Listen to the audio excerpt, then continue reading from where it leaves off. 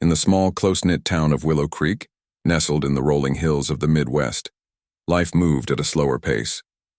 It was the kind of place where everyone knew each other, and the local school was the heart of the community.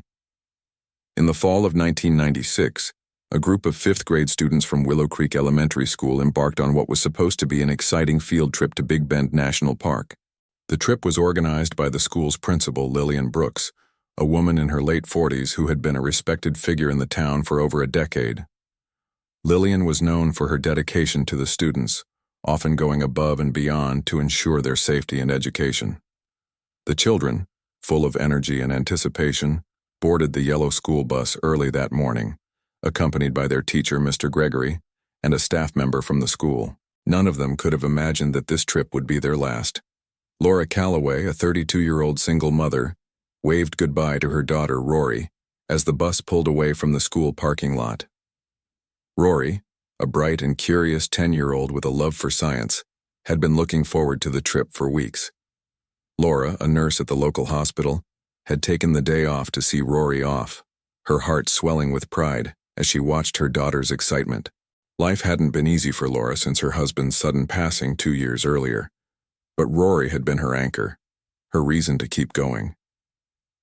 As the bus disappeared down the road, Laura felt a pang of unease, a fleeting sensation she couldn't quite explain. She brushed it off, attributing it to the natural worry of a mother letting her child go on an overnight trip. Little did she know that unease would soon turn into a nightmare that would haunt her for decades. The bus ride started like any other school trip. The children laughed, sang songs, and chatted excitedly about the adventures they would have at the park. Mr. Gregory, a kind and patient man in his early 30s, tried to keep the noise level down, but even he couldn't suppress the infectious energy of the kids. The staff member, a young woman named Emily, sat near the front, occasionally glancing back at the children with a smile. The bus driver, a middle-aged man named Frank, had driven for the school for years and was known for his cautious driving. As the bus rolled through the countryside, the scenery shifted from familiar town streets to open fields and dense forests. The children, oblivious to the world outside their bubble of excitement, had no idea that their lives were about to change forever. Hours into the trip, the bus pulled into a remote rest stop, a place that seemed eerily deserted. Frank announced that they would take a short break before continuing to the park. The children filed out, stretching their legs and chattering as they headed toward the restrooms. Mr. Gregory and Emily kept a watchful eye on them, ensuring no one wandered too far. But as the minutes passed, the atmosphere grew tense. Frank, who had stepped away to check the bus's engine, suddenly returned with a panicked expression. "We need to leave." "Now," he said urgently, his voice low but firm. Before anyone could react, a group of men emerged from the surrounding woods, their faces obscured by masks. The children froze, their laughter replaced by stunned silence. Mr. Gregory stepped forward, trying to shield the kids, but one of the men shoved him to the ground. The last thing the children saw before being forced into unmarked vans was their teacher, bloodied and unconscious, lying on the gravel. Back in Willow Creek, the first signs of trouble came when the bus failed to arrive at Big Bend National Park. Park rangers expecting the group contacted the school, but no one had heard from the bus since it left that morning. By nightfall, panic began to set in. Laura, along with other parents, gathered at the school, their faces etched with fear and confusion. Principal Lillian Brooks, who had stayed behind to handle administrative duties, assured everyone that the authorities were doing everything they could. She appeared calm, but those who knew her well noticed the slight tremor in her hands and the way she avoided direct eye contact. The police were called and a search party was organized, but as the hours turned into days, hope began to fade. The investigation revealed few clues. The rest stop where the bus had last been seen was abandoned, with no signs of a struggle other than a few tire tracks leading into the woods. The bus itself was found days later, abandoned in a remote area miles away, its interior stripped of any identifying items. The driver, Frank, was missing, and no trace of Mr. Gregory, Emily, or the children was ever found. The town was plunged into a state of shock and grief. Flyers with the children's faces were posted everywhere, and vigils were held. But as weeks turned into months, the case grew cold. Laura, however, refused to give up. She spent countless hours poring over police reports, interviewing witnesses, and even hiring a private investigator. Her determination became a beacon of hope for other parents, but it also isolated her as the weight of her obsession began to take its toll. Years passed, and the tragedy became a painful chapter in Willow Creek's history. The school, once bustling with laughter, now carried a somber atmosphere. Principal Brooks retired quietly, citing health reasons, and moved to a small house on the outskirts of town.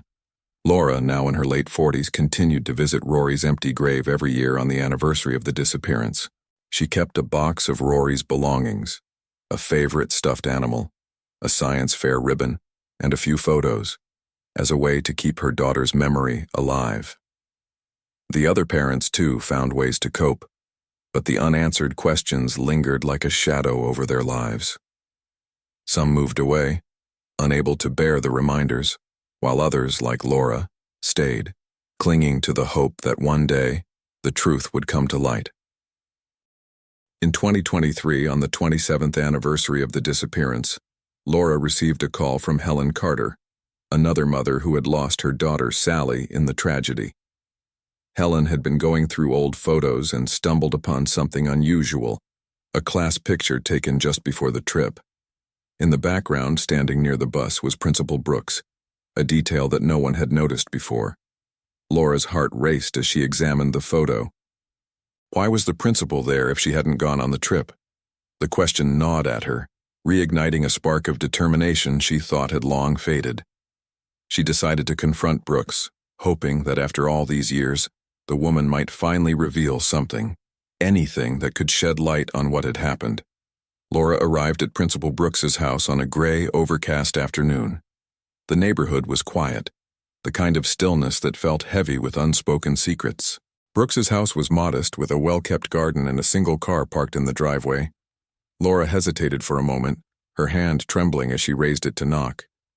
When the door opened, Brooks appeared older, her once stern demeanor softened by time, but her eyes still carried a sharpness that made Laura uneasy. "Laura," Brooks said, her voice tinged with surprise and a hint of apprehension, "what brings you here?" Laura held up the photo, her voice steady despite the storm of emotions inside her. "I need to know why you were at the bus that day. What aren't you telling us?" Brooks's face paled, and for a moment, she seemed to struggle for words. She glanced over her shoulder as if checking to see if someone else was listening, before stepping outside and closing the door behind her. "Laura, I didn't go on the trip," she said, her voice wavering. "I was there to see them off, that's all." But Laura wasn't convinced. She pressed further, her tone firm but not unkind. "There's more to this, isn't there? I've spent 27 years wondering what happened to Rory. If you know something, anything, you owe it to us to tell the truth." Brooks looked away, her hands clasped tightly together. "It's not that simple," she whispered, her voice barely audible. "There are things you wouldn't understand." Laura's frustration grew, but she kept her composure, sensing that Brooks was on the verge of breaking. "Try me," she said, her voice softer now. "I've lived with this pain for decades. I deserve to know the truth." Brooks hesitated, her eyes darting around as if searching for an escape. Finally, she sighed and gestured toward a bench in the garden. "Sit down," she said. "I'll tell you what I can." As they sat, Brooks began to recount the events leading up to the trip. She admitted that she had been under immense financial pressure at the time, struggling to pay off debts that had spiraled out of control. Desperate, she had made a deal with a group of men who promised to help her in exchange for a favor. "I didn't know what they were planning," Brooks said, her voice trembling. "They told me they just needed access to the school bus for a few hours. I thought it was something small, maybe smuggling contraband. I never imagined." Her voice broke and she covered her face with her hands. Laura felt a cold wave of dread wash over her. "What did they do?" she asked, her voice barely above a whisper. Brooks looked up, her eyes filled with guilt and fear. "They took the children, Laura. They took them, and I didn't know how to stop it. By the time I realized what was happening, it was too late. Laura's heart pounded as the weight of Brooks's confession sank in. The woman she had trusted for years, the person responsible for her child's safety, had been complicit in the worst nightmare imaginable. Laura's mind raced as she tried to process Brooks's words. Anger, disbelief, and sorrow collided within her, but she forced herself to stay focused. "Where are they?" she demanded, her voice shaking with emotion. "Where did they take the children?" Brooks shook her head, tears streaming down her face. "I don't know everything. They were taken across the border to Mexico. Some were sold, others—" She couldn't finish the sentence, but the implication was clear. Laura felt a surge of nausea, her stomach churning at the thought of what Rory and the other children might have endured. She stood abruptly, her hands clenched into fists. "You have to tell the police," she said firmly. "You have to make this right." Brooks looked up at Laura, her expression a mix of fear and resignation. "I can't," she whispered. "They'll kill me if I talk, they warned me. If I ever told anyone, they'd come after me and my family." Laura's heart ached for the woman, but her sympathy was overshadowed by a burning need for justice. "You think staying silent will protect you?" she said, her voice rising. "You've been living with this guilt for 27 years. Don't you think it's time to face the consequences?" Brooks didn't respond, her gaze dropping to the ground. Laura took a deep breath, trying to steady herself. "If you won't do it for yourself, do it for the children. Do it for Rory." Brooks remained silent for what felt like an eternity, her hands trembling as she clutched the edge of the bench. Finally she nodded, her voice barely audible. "I'll talk to the police," she said. "But I need time to prepare. This isn't something I can do lightly." Laura felt a flicker of hope, but it was tempered by the knowledge that Brooks's cooperation might come too late for some of the children. She reached into her purse and pulled out a small notebook, scribbling down the name and number of the detective who had handled the case years ago. "Call him," she said, handing the paper to Brooks. "Don't wait too long. Every day that passes is another day those children suffer." As Laura left Brooks's house, her mind was a whirlwind of emotions. She felt a strange mix of relief and dread. Relief that she might finally get answers, and dread at what those answers might reveal. She drove straight to Helen's house, needing to share what she had learned. When she arrived, Helen was in the kitchen, sipping tea and flipping through an old photo album. Laura's face must have betrayed her turmoil, because Helen immediately set down her cup and asked, "What's wrong?" Laura took a deep breath and began to recount her conversation with Brooks. Helen listened in stunned silence, her hands clutching the edge of the table as the weight of the revelation sank in. Helen's face turned pale as Laura finished speaking. "This can't be real," she whispered, her voice trembling. "All these years. And she knew?" Laura nodded, her own hands shaking as she reached for a glass of water. "She was involved, Helen.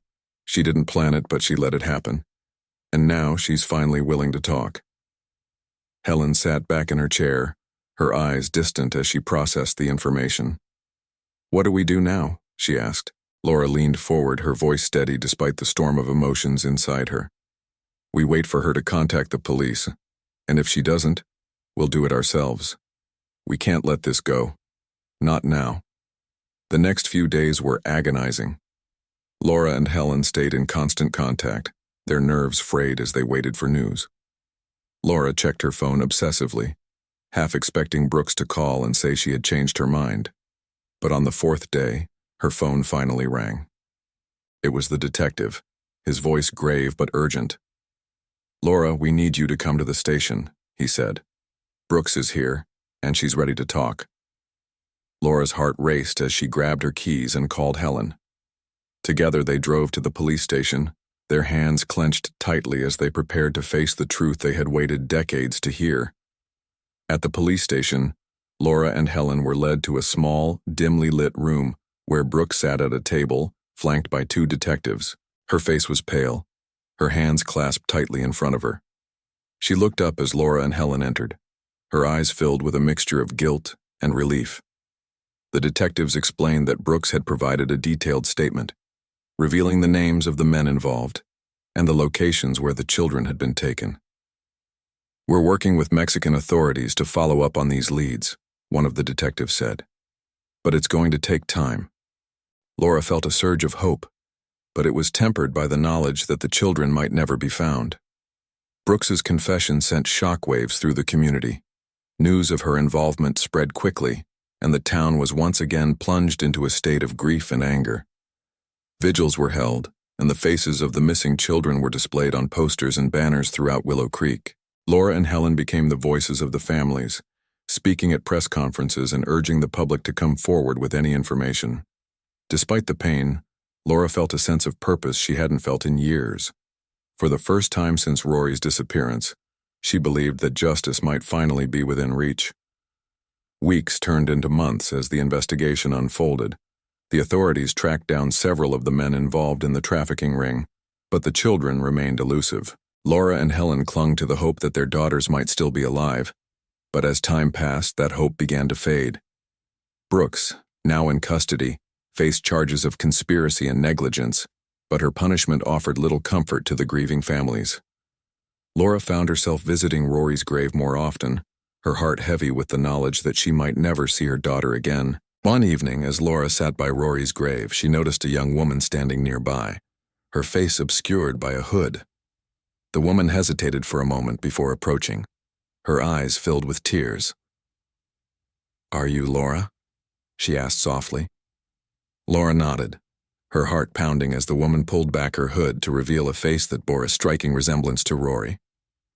"My name is Audrey," the woman said. "I was on the bus that day. I escaped." Laura's breath caught in her throat as she reached out to touch Audrey's face, her hands trembling with disbelief and hope. Audrey's story was one of survival against unimaginable odds. She had been taken to Mexico, where she was forced into labor and exploitation.